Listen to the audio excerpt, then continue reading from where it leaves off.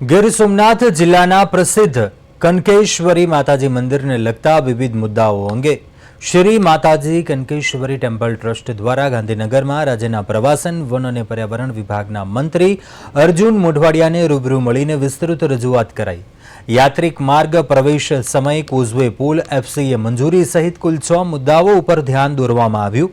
ટ્રસ્ટે મેલડી નાકાથી પ્રવેશ કરી છોડવડી નાકાથી બહાર નીકળવાની મંજૂરી, કનકાઈ મંદિરમાં સૂર્યોદયથી પ્રવેશ શરૂ કરવાની માંગ કરી અને સાસણ, ગિરનાર, આંબરડી તથા બરડા વાઇલ્ડ લાઇફ સેન્ચ્યુરીમાં અમલમાં રહેલા સૂર્યોદય પ્રવેશનો ઉલ્લેખ કર્યો।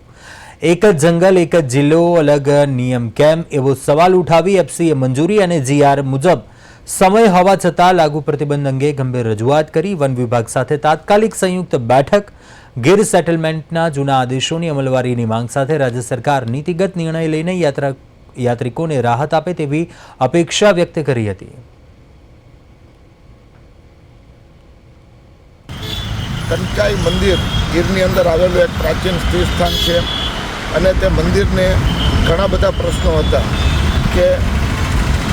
વન મંત્રીશ્રીને રૂબરૂ મળી અને રજૂઆત કરી કે ભાઈ મંદિરની જે જૂની ધર્મશાળા છે, પછી મંદિરે આવવા જવાના રસ્તા છે તથા મંદિરે આવેલી નદીઓની અંદર કોચવે કમ પુલ બનાવવા બાબત તથા કનકાઈ મંદિરના જે વાહનો વહેલા મોડા થાય છે તેને પ્રવેશ બાબત તથા હાલની અંદર જે કનકાઈ મંદિરે પ્રવેશનો સમય સવારે 8 વાગ્યાનો છે તે સૂર્યોદયનો કરી આપવા બાબતની રજૂઆત કરી અને આ રજૂઆત અન્વયે વનમંત્રી શ્રી અર્જુનભાઈ મોઢવાડિયા સાહેબે હકારાત્મક પ્રતિભાવ આપ્યા અને ફોરેસ્ટના અધિકારીઓ, ઉચ્ચ અધિકારીઓને સૂચના આપી અને ટૂંક સમયની અંદર અમને મિટિંગ માટે ગાંધીનગર મુકામે એનો એજન્ડા